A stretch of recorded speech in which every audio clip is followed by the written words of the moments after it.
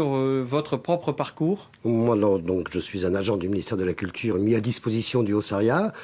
Mon parcours est un parcours un peu atypique puisque j'ai fait 25 ans de théâtre avant de rentrer dans l'administration. Et dans l'administration, j'ai été de direction régionale en direction régionale avant de finir en administration centrale comme coordinateur de l'action des DRAC. Donc vous connaissez l'envers du décor, j'ai envie de dire, en tant qu'homme de théâtre et mise en adéquation les institutions.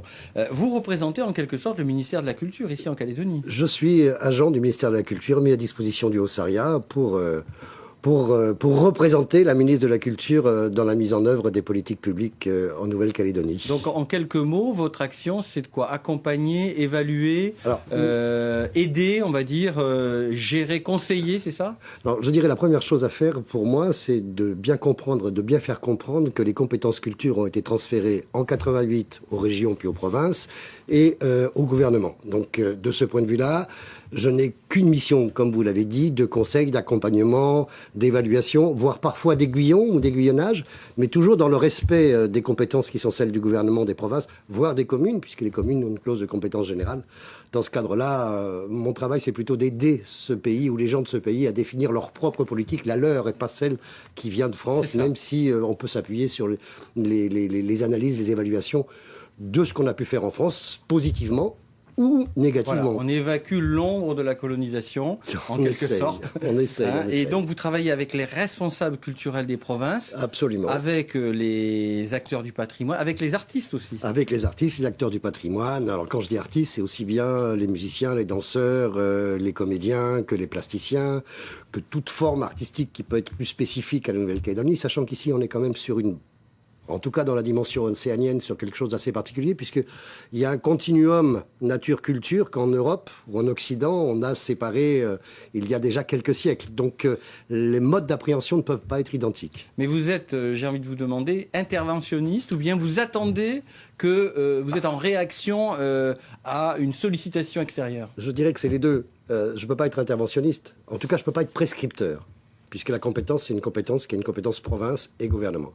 Par contre, je peux être accompagnateur. Je sais que quand je suis arrivé, j'ai fait savoir que ma porte était ouverte. C'est-à-dire que, effectivement, comme je l'ai dit et j'ai eu l'occasion de le dire, je ne suis pas un guichet, mais il n'empêche que j'ai besoin de connaître les forces vives de ce pays, tant du point de vue artistique que du point de vue patrimonial, parce que le patrimoine, c'est aussi important. Et je ne dis pas ça parce que nous sommes dans le mois du patrimoine, je dis ça aussi parce que la question du patrimoine, c'est aussi la question des racines, c'est aussi la manière dont on s'appuie sur les enjeux du passé pour penser le futur. On va y venir. Vous avez un budget, il est de combien? J'ai un budget qui doit dépasser les 100 millions de francs, c'est-à-dire à peu près, beaucoup moins que les autres. C'est un budget d'appoint, mais c'est un budget d'aiguillonnage aussi.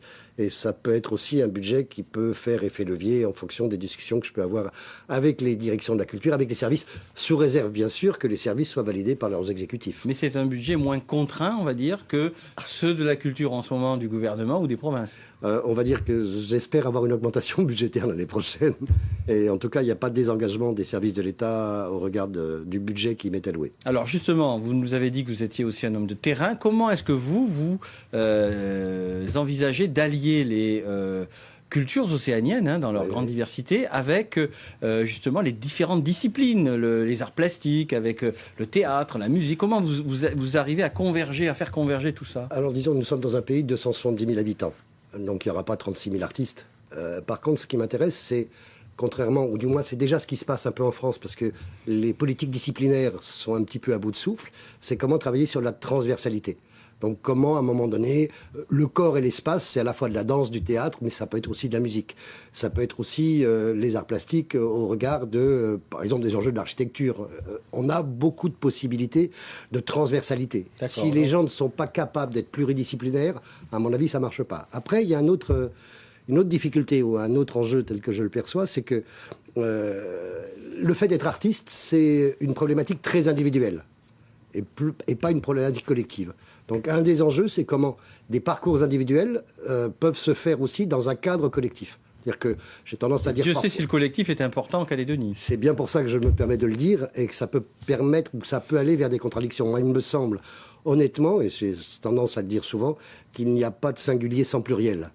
Et comment voyez-vous les cultures métissées en Calédonie? Est-ce qu'il y a, on va dire, des Calédoniens caldoches métissés par des cultures océaniennes kanak, et l'inverse, des cultures océaniennes kanak métissées par des cultures métropolitaines mondialisées caldoches, par exemple? Comment vous voyez ça? Pour l'instant, j'arrive, hein, ça fait que 6 mois que je suis là, donc je ne me permettrai pas d'avoir un avis tranché, mais ce que je vois, c'est que très souvent, ou du moins je sens poindre des possibilités de tricotage entre ces différentes formes artistiques. Je sens poindre aujourd'hui, parce que, comment vous dire, les concepts occidentaux, ou en tout cas français, ne sont pas forcément opérants, des concepts opérants en Nouvelle-Calédonie.